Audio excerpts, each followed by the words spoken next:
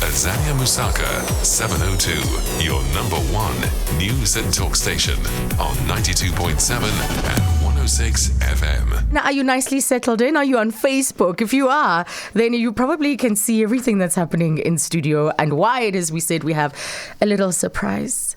I tweeted earlier on and I added the hashtag we've missed your laughter. But in fact, we've missed so much more about this particular individual. It's been a year where we haven't had Xolani Gwala on the air. And he's sitting across from me. XG! I feel like we need a marching band. We need like the trumpet. We just need this incredible fanfare. And there's that laugh. How are you, my dear colleague? I'm good. Very, very good. Yes. Sitting across from you, I saw you during the week. Yeah. And I kept saying to you, you are an absolute sight for sore eyes. Because you are strong, you're looking so strong, you're looking like the Xolani Gwala that we last saw before you took your break a year ago because you were fighting cancer. And what a year it's been. Ooh. How are you feeling? I don't know how I'm feeling, I must be honest with you. So much has happened that I think it'll take me a lifetime to understand what happened over the past year. Yeah. But for now, I'm good. I'm healthy, as healthy as can be. So with cancer, it's a question of time. It will take time before I can actually say that I'm cancer free. It will take probably 5 years, 10 years even, maybe 15 even. Yeah. But at the moment, whatever the doctors set out to do in September last year, when I was diagnosed with stage 4 cancer, they've achieved all of those goals. They are very happy that I'm good to come back to work. Yes. I am happy. I'm strong. I'm you grateful. Are strong. I'm nervous. You were at the 702 walk. I'm nervous as hell and I'm emotional. We're all quite emotional, Xolani. You talk about September last year. I remember exactly where I was, and I think a lot of people remember as well. It had been about 4 weeks or so, 4 weeks of not having you on air. And there'd been a lot of questions, in the building, questions about what is going on. Listeners were asking questions that none of us had answers for. And I remember I hadn't been well the day before, and I was getting ready in the morning to go and see my doctor. This is day 2 now, and I'm getting ready to step into the shower. And I can remember the tone that Stephen Grooters had that day. His tone wasn't the usual one. And there was a sense that, okay, there's something coming our way, but we just couldn't put our hands on it as people listening at home. And when you came on the radio and you told every single person listening that you'd been diagnosed with stage 4 cancer, I was a puddle on the floor, an absolute puddle. And I know that I wasn't the only one. Other people who've listened to you over the years here at the SABC, through the various shows you've done, Afternoon Drive, Breakfast, you name it, they were probably in a similar state at that time. Yeah. It was quite sudden, wasn't it? Ooh, it was an extremely difficult time. I remember that day I had asked for a pass out. Actually, I came straight from hospital and I came to do that interview. I think a week, maybe 2 weeks prior, I had my first surgery and I had lost so much weight. I was ill. I was really, really ill. And I came with my doctor and we sat and we gave all of the details about what was going on. Why did you decide to speak? Why did I? Yeah. To share what was going on with you. Well, a number of reasons. Firstly, because of course, a lot of people were asking questions about what has happened.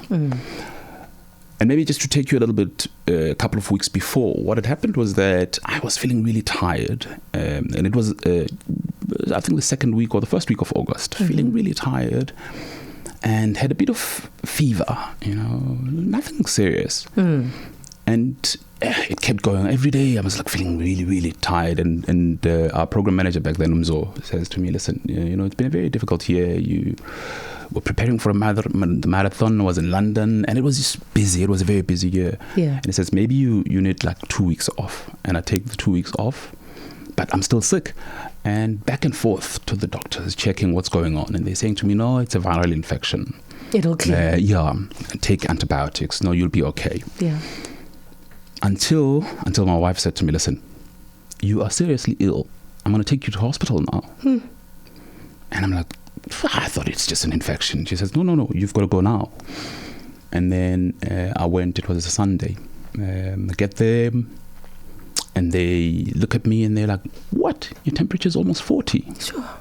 And they say, where have you been in the last week or so? Have you been traveling, maybe the continent or something? And I'm like, no, I've always been here. And they put me in isolation immediately. And they say, okay, we're going to have to deal with you, check what's going on. And then the following day, they started doing all of the scans. And by 6 o'clock that evening, they had found out that I have cancer. Yeah. And actually, this is how they discovered it. They discovered it in the liver first and traced it back to the colon. And they so realized, there's no sense of how long you've been living with it. No, and it was even stage now, 4 cancer. It was stage 4 cancer. It was in the colon. 7 out of 8 segments of my liver were covered with cancer. In fact, my doctor says now that when he first looked at the scan, I had more cancer than I had liver. Than healthy liver. Yeah. So it was colon, liver, and a little bit at the bottom of the lung. So it was really, really terrible, bad. Yes. Completely, way advanced. So they discovered that Monday. So there's the treatment.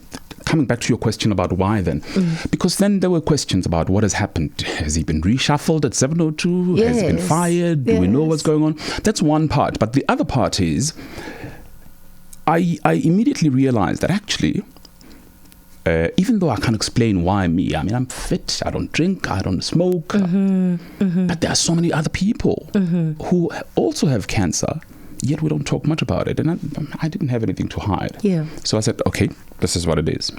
That was incredibly courageous. Because, a lot of people have been on this journey with you at a distance, sending you well wishes. We would get random SMSs. We'd be talking about something else, and someone would just say, I know this is off the topic, but I just wanted to ask, how is XG doing? He's in my prayers, constantly thinking of him. No idea. Just along the way, so much of this has been happening. You have no idea. The love, the support from people who have absolutely nothing to do with me. You meet people in hospitals, which is obviously where I spent most of my past year. Yeah. And they're ill, really, really ill. And they will tell you, no, I pray for you. And you're like, really? But you should be praying for yourself. No, I pray for you, Mr. Gwala. My doctor, and I'm going to bring him a little later, says, listen, I have patients who are critically ill with cancer, and I treat them, and towards the end they have time to ask about Mr. Gwala. The love, it's been incredible. It's been amazing. It's been difficult, yet I've learned that people are really good. Hearts of gold. Let's talk about your team, Xolani. The team that has made this, that have made this possible. Of course, it is also beyond them. It's not just about what they've done. It's also beyond our own understanding. It is. There's no two ways about it. So the team primarily consists of my family, my wife, my kids, my parents. My father had a stroke after he came to see me. 3 weeks later, he had a stroke. He's on a wheelchair today. My wife, who's been incredibly strong, the kids, the entire family, my brothers, my sister, my friends, my colleagues, Prime Media, and then the doctors. Doctors who in a sense put their careers on the line, because the one thing that my oncologist also said to me, and I think he mentioned it, but in passing, that there was a discussion at the beginning about whether or not is it worth it. Right. You know, because of the level of the disease. The aggression. Should we even try, or should we just make sure that he's comfortable and, you know, until whatever? But they put their careers on the line and they said, we'll do our level best. So 3 operations and a number of rounds of chemotherapy. 3 operations and other procedures. For instance, so there were 3 operations in the stomach. Yeah. And there was another procedure called embolization. And of course, there was a procedure to put in the port. I have a port through which I take chemo. And I had 12 sessions of chemo. They call it, it's 6 cycles essentially. All right. And a lot in between. How difficult was the chemo? I was very lucky. I must say I was very, very lucky. Chemo is brutal. But chemo helped me. Because what happened was the disease in the liver was so advanced that what it needed was chemo to shrink it so that the surgeons then have a chance to operate. And fortunately for me, after 3 cycles, which was in December, there was a shrinkage. I think it was a 45% shrinkage. Then I was able to take a report to a surgeon and say, listen, this is what has happened. Are you able to work with this? My doctor booked 2 top surgeons in Joburg, liver surgeons. The one said, I'm sorry, there's nothing I can do with this. Go back and, I don't know, take some more chemo, we'll see. And the other one said, listen, it's extremely complicated, but I'll try. And he tried. And I'm here we are. You were showing me pictures of your liver. Because it's quite distinct. You can see the cancerous part of it, and of course the healthy part of it. Xolani, what has this taught you? Or because there's no doubt that one reflects a lot. You reflect on your life, you reflect on no, you do. The world, and it becomes an existential ongoing conversation. So what do you think? What are your thoughts now about life? You know, as I say, it's just too soon. It is too soon. I think with the passage of time, you will understand certain things. At the moment, I just don't understand. I don't know. All I know is that I'm here. You wake up with gratitude grateful. Every day. Exactly. I'm grateful to be here. I really am. It's introduced me to so many people who are suffering. Just so many people who are suffering. It's introduced me to a life I never knew. A perspective of life that I just had no idea about. But it's it's too soon, I suppose. Yes. But there has to have been something that kept you going. Like you said, a lot of people, we were talking, in fact, off air, and a lot of people do give up. The chemo is painful. The chemo is painful. The surgeries are painful. And it's interesting because after that interview with Stephen, just a lot of people reached out. Including advice about where to go, which is confusing on its own because you get it like so many emails or SMSs, people saying, no, try this, try the other, try this, try that. So, and a lot of other emails talking about chemo, because it's a controversial therapy on its own. It's very controversial, you know. There were a lot of listeners who were saying to me, for instance, only 3% of the people are assisted by chemo. And you're thinking, wait a minute, I've just started this thing. So it's only 3% of the people. How am I going to go through this? How is it going to help me? So it's very confusing. It really is. It's so confusing. Now, what kept me going was just to think that, look, I've made a decision that this is what I'm going to do. This is the treatment that I'm going to follow. Let me follow it. But I wasn't making that decision alone. I must be very honest with you. Yes. My wife was here. This is the decision that we've made, and we're going to go through with it. Regardless of what other confusion is there surrounding it, and there was a lot of it. I'm telling you, people bombard you, and from a very good place. Yeah, it all comes from an extremely good place. But the thing about it is, you read and you say, if it's only 3% of the people that really are assisted by teams, they respond to it. And I was very lucky. I just, boom, responded. And one thing that was clear that I think is probably, as you say, one of the saving graces is that you were incredibly healthy. Yes. The rest of you, your heart was fine. That is measures were good. That is such an important part of this, because then what happens is they look at you and they say, listen, your cancer is so advanced, but we look at your heart, it is top notch. We look at the lungs, we look at the other elements. So because of that, we can take a chance with the disease. Yeah. So if you look at the picture that I showed you of the liver, it is huge. Just an anecdotal story about that is that the doctor who did the first operation is here in Morningside, Mel. His name is Mel. A really good doctor, very, very experienced. Has obviously been tracking the progress with my oncologist, Dr. Okuda. Every time they meet, hey, listen, what's going on with this guy? So after Dr. Maruma then did the last surgery, which was on the 16th of June, it's about a month ago. So Dr. Maruma shows him the pictures that I showed you of the liver, and the experienced surgeon says, wait a minute, is there anything left in this guy? Did we take everything out? Wow. Because he's looking at how big this thing is that they took out.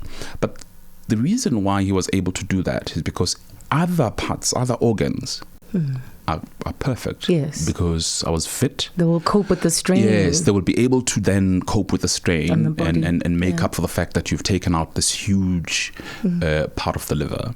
So to be fit, in a way, saved my life. Yes. Saved my life. It really did. So there are a couple of calls. The lines have been flashing since we started this conversation, but we wanted to get some of the details out of the way first and allow you, of course, to speak to Xolani Gwala yourself in the time remaining in our open line. The SMSs, the WhatsApps, the tweets, it's all flooded, XG. It's all flooded. But we do have to also let everybody know that for the next, how long? 2 weeks? So it's 2.5 weeks. 2.5 weeks. Yeah. 2.5 weeks. Xolani Gwala will be sitting in for Joanne. Because she's away for that time. So just like that. He's back on the radio. So as of today, just after 3:00, I'll be handing over to Xolani Gwala from 3 until 6:00. Let's go to you, Jane. You're calling from Sandton. Good afternoon. Azania, it's Jane. Yes, Jane. Xolani, you are one of my favorite people on the radio, and I don't think you know how happy I am that you are back. Oh, thank you, Jane. I was at the same cancer clinic as you. I also got cancer last year in September, but I had cancer light compared to you. And I used to ask that nurse how you were, and my doctor, Dr. Tabani, who is yes, yeah, she looked after me as well. I like you, because you have grace and charm, and I always wanted to say that to you. Thank you very much, Jane. I really appreciate it. I really do. And that's why I'm so happy. I hope you are back forever. I hope so too. Jane, thank you. And I really do, I send you love. Thank you, Jane. Much appreciated. All the best to you, Jane. That's Jane in Sandton, also in this fight. Cindy Paluta says, my dad had a stroke 3 weeks after coming to see me. He's in a wheelchair now. Chemo is brutal, but chemo saved me. With the passage of time, I will understand things. So that is... you're quoting, Xolani. My bad. Sorry, Cindy. Let's go to Evans next. Hello, Evans. Hi, it's Lucky Evans here in Pretoria. Hi. So I just want to, congratulate Xolani Gwala. I'm so very, very happy. I'm a little bit emotional at the moment. I'm so happy for him. He recovered. He bounced back. It's unbelievable. No, thank you. Thank you. I really appreciate it. Much. Yeah, he is a sight for sore eyes, Evans. I tell you, definitely is. Nomsa, you're calling from Centurion. Hi. Hi, how are you, Azania? We are good. Very good. Azania, you don't know how much this means to me about XG's life. Xolani, thank you. I prayed at some day. I was just checking on the internet about your progress, I was very emotional. I spoke to my husband and I said, this cannot happen to you. You are just part of our family. I love you so much, my brother. I wish and I always pray to God that He will just keep you strong. I pray for your wife as well, the entire family. We are with the Gwala family. I love 702. Azania, you know what, I am so happy. It's just by coincidence. It's my work time, and I had to take my son to the doctor. So I always listen to 702. It's just a coincidence that I'm available now just to hear this. Thank you. Much appreciated. Looking forward. Xolani, may God be with you. Thank you. Thank you. I really appreciate it. Thank you. It's a lovely call indeed. Then let's go to Moses calling from Pretoria. Hello, Moses. Hi, Ava. Yes, I know you're calling to speak to Xolani. Go for it. Xolani, how are you, man? I'm all right. How are you, Baba? So I was traveling with WhatsApps and messages and emails and so forth and so on. I just want to wish you well, man.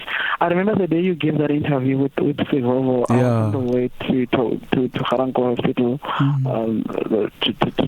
to see my partner who just recently delivered a baby on the day that you gave an interview. So, and I remember one doctor saying, "Are you talking about Xolani Gwala?" I said, yes. I was so touched, but I'm happy that you're back. I'll no longer trouble you colleagues sending them emails and so forth. When are you on air again? I beg yours? When are you on air? This afternoon. This afternoon from 3 to 6. I'm setting it for Joanne. Wow, Xolani, God is great. Thank you very much. No, thank you. Your expertise, your voice, man. Lovely. Thank you. Show. I really appreciate it. Oh, Moses. You keep it up. Yes, Thank you. Thank you so much for your call. God give you strength, guys. Yes, thank you. And he's right. It's like we had to respect Xolani's privacy, and people would email, and you just look at it and say, yeah. You'd be out of words and not know what to say. I completely understand. So are you going to come in just before 3 to tell me what's coming up on the show? Of course. You know how things are done. Are you nervous? I am. I'm very nervous, yeah. It's been a year. Yeah, it has. But also, as I said, I'm emotional about it. Yeah. So hopefully we'll be able to get through it without tears. You barely could hold it Mr. back Ray right Ray's now. here, so exactly. if anything happens, you'll take over. Well, I've decided this afternoon. I did the Madeira report, but because it's you this afternoon, I'll read the news on your show. Lovely. Yes, you and me together again. Yes. Thank you so much, Xolani. Oh wow, that was the voice people have been longing for. Just missing it. Someone said, "Oh, he still has the same laugh. Where did you think it was gonna go? It's still there."